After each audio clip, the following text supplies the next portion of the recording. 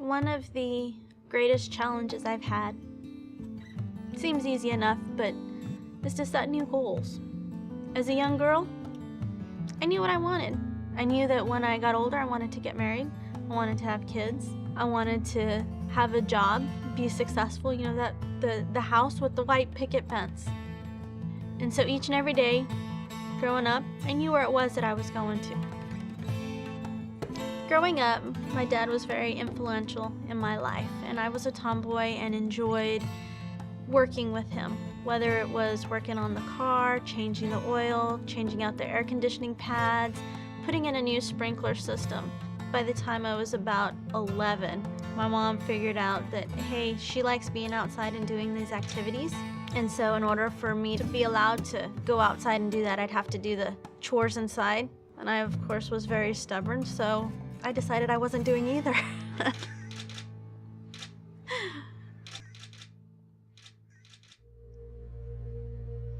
So my freshman year of school, fall of that semester, I got pregnant. It was a blessing in disguise. It forced me to grow up and really focus on what I needed to do. I knew that I wanted to finish school, that I did not want to be another statistic. Teenage mother, drop out of school, not gonna amount to much. And I didn't want to be that. I wanted to succeed. And I knew that I wanted to provide a stable life for my child. It was rough to get through, but it helped me focus. And the semester that I was pregnant, I did awesome in school. I got a 3.9 that semester. And so I had the opportunity to interview for a co-op position. Family is very important to me. It was my #1 priority, and so I wanted something local.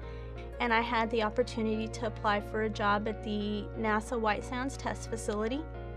To my disbelief, I got a job offer out there for a position that I didn't apply for. When I had gone in for the first job interview, my favorite area was a hypervelocity testing laboratory. And I just thought, wow, what they do there is really cool. And if I get this job, I want to go up there and visit what they do. Well,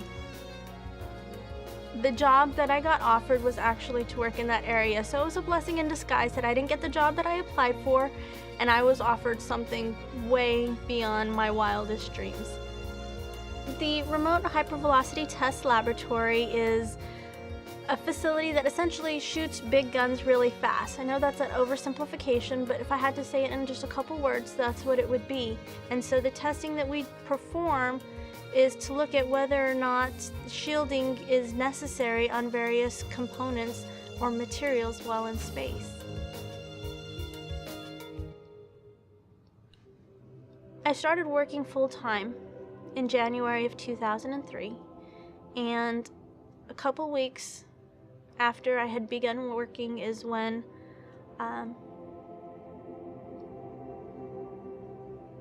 Columbia happened. And I just thought, I know I'm just starting, but what can I do to contribute to the investigation? And so one of the things that came up was of course the ice. As the ice is freezing, if it comes off, what kind of damage can it do to the shuttle? And so I had the opportunity to work with a team of individuals to look at how we were going to produce low density ice. For me, it was a new thing because I was looking at some research and development efforts on how to create low density ice, and I had the opportunity to investigate various methods. And when I was done looking back and saying, wow, I accomplished this. Every individual has a unique set of skills, and you need to foster that and nurture it and let it arise within you, because there's lots of things that other individuals can do that I can't, and there's things that I can do that they can't. And if we come together and use that, then we'll better the world. And so for any young lady that's debating whether or not to go to school, I'd say you need to rethink that and look at what skills that you have, and know that what you have is important for the betterment of the entire world. My name is Karen Rodriguez, and I work at the NASA White Sands Test Facility.